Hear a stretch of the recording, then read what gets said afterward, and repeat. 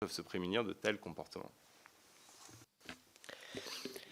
Merci. Mon avant-dernière question, c'est vous, par exemple, pour justifier le fait que vous mentionnez l'ex-Front National, Rassemblement National comme parti étant lié, je ne sais pas, soutenant le narratif russe, enfin vous rétablirez la formule qui vous semble pertinente.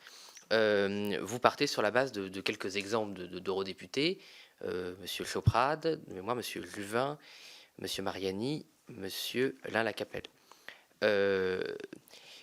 Et vous établissez de la présence de Monsieur B, de la présence de ces personnes, dont une partie a quitté le parti entre-temps ou a été exclue, mais c'est pas l'objet de ma question, vous allez voir. Donc à partir de ces comportements individuels, vous tirez un comportement, une application du parti.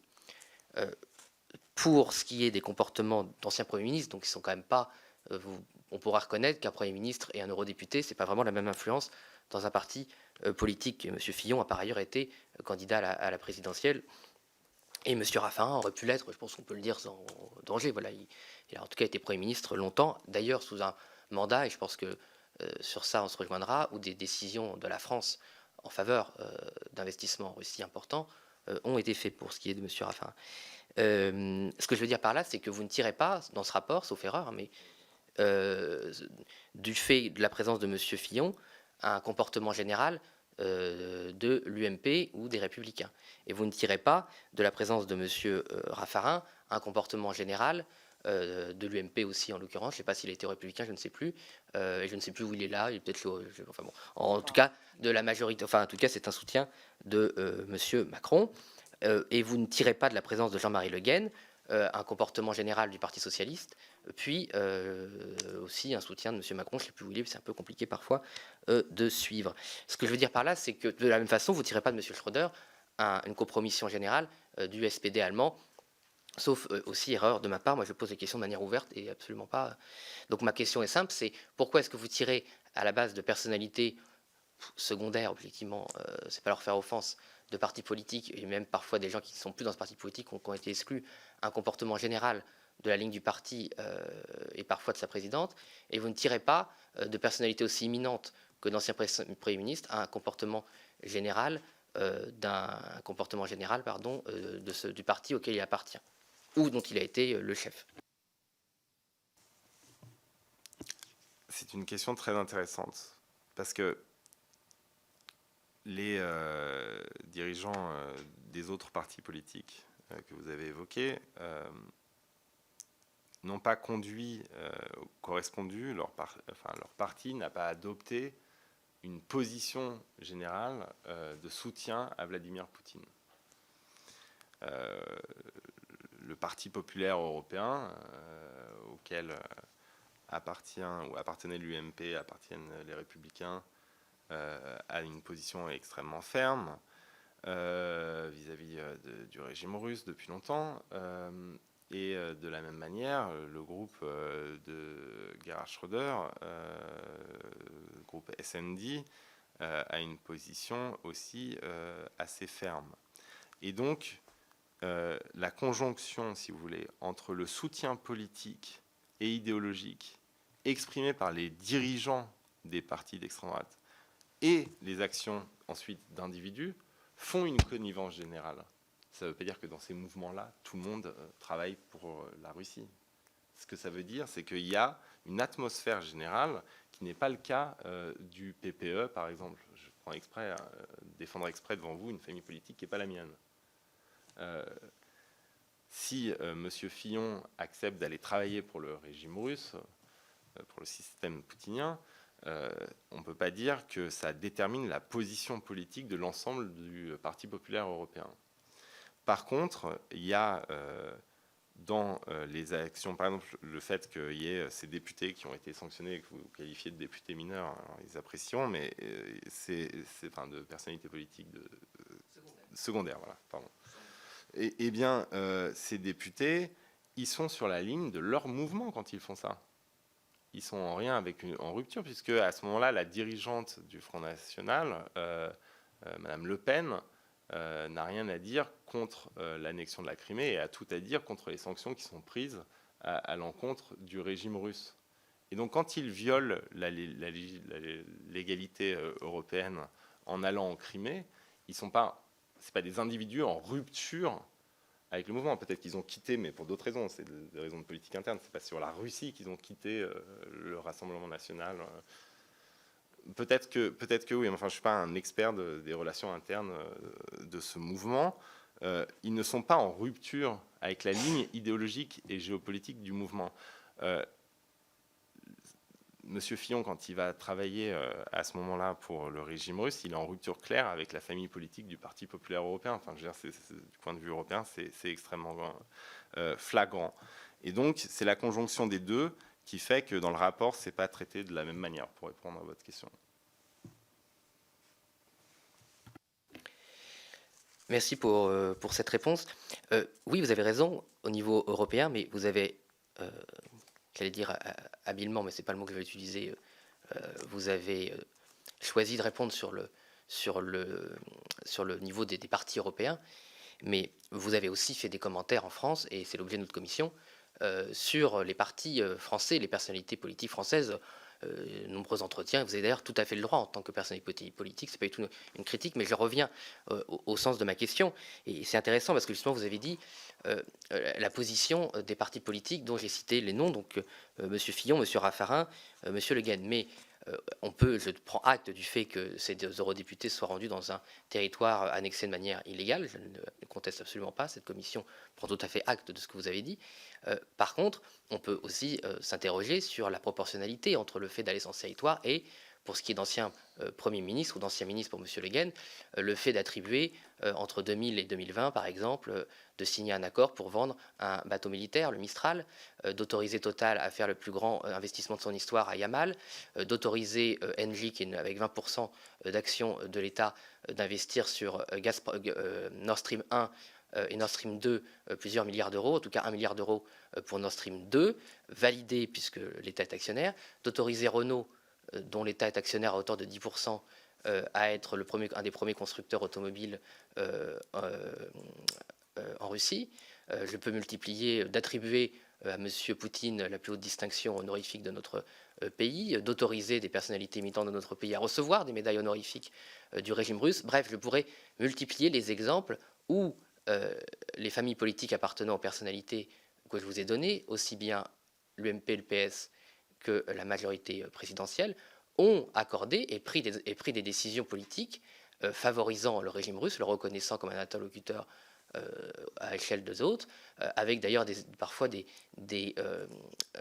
tragédies que vous avez contestées avant, l'assassinat d'Anna Politkovskaya, le comportement du régime russe en Tchétchénie. Bref, les crimes n'ont pas manqué avant l'invasion de l'Ukraine. Donc ma question, je la repose hors dehors du contexte des partis européens. Pour ce qui est des partis français, et du fait que vous faites une différence dans les partis français entre le comportement du Rassemblement national lié aux pratiques de ces eurodéputés et des pratiques et la ligne politique du Rassemblement national à partir de ces cas d'espèce, vous ne la faites pas sur la ligne politique des autres partis, en particulier par l'UMP. Par exemple, M. Fillon, je crois, n'a pas contesté d'une manière différente la situation de la Crimée.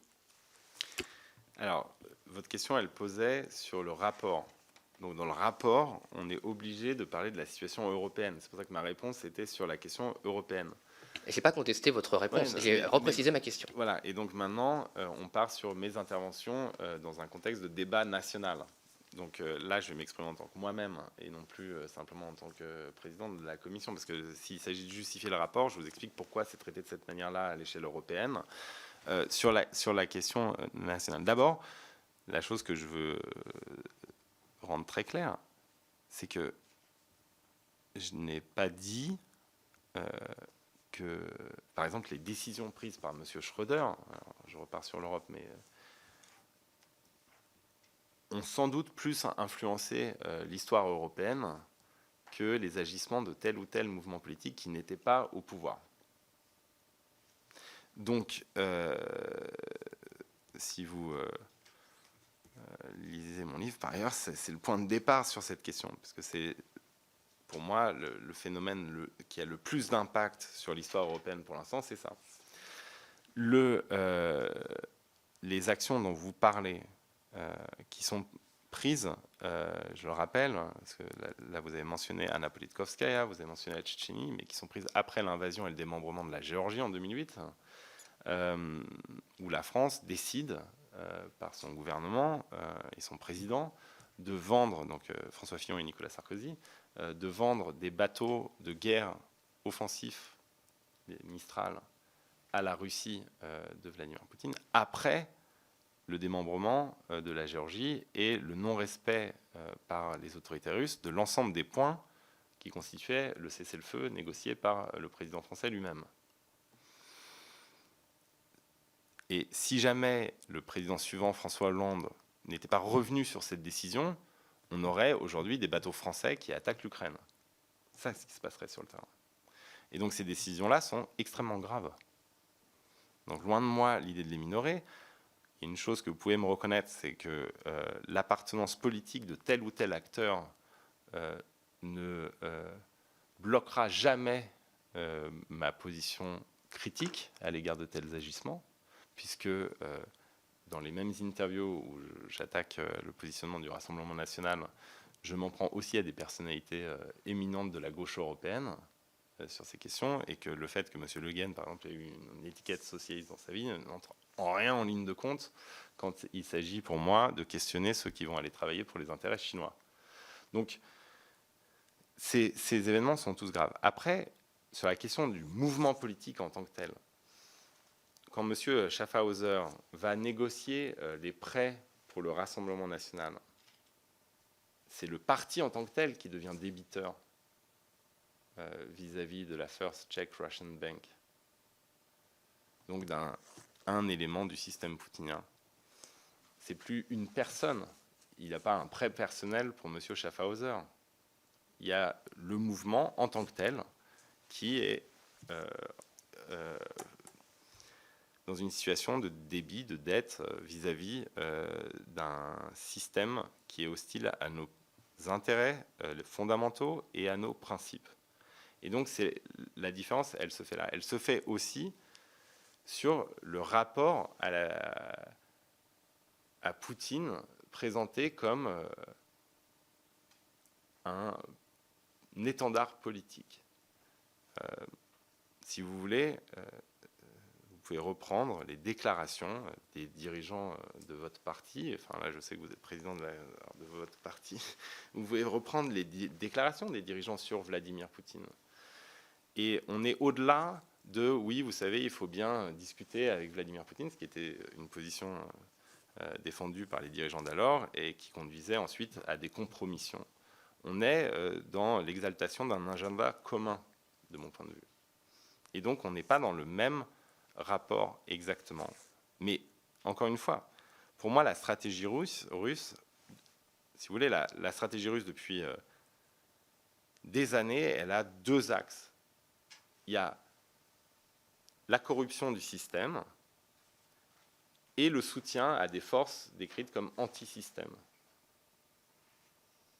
Et là-dessus, le Rassemblement national a été instrumentalisé, enfin le Front national à l'époque, comme force remettant en cause le système existant et la construction européenne et les institutions européennes. Et donc, dans la stratégie russe, il était un des éléments, mais les cas que vous avez cités étaient parfaitement des éléments aussi de la stratégie d'ingérence russe.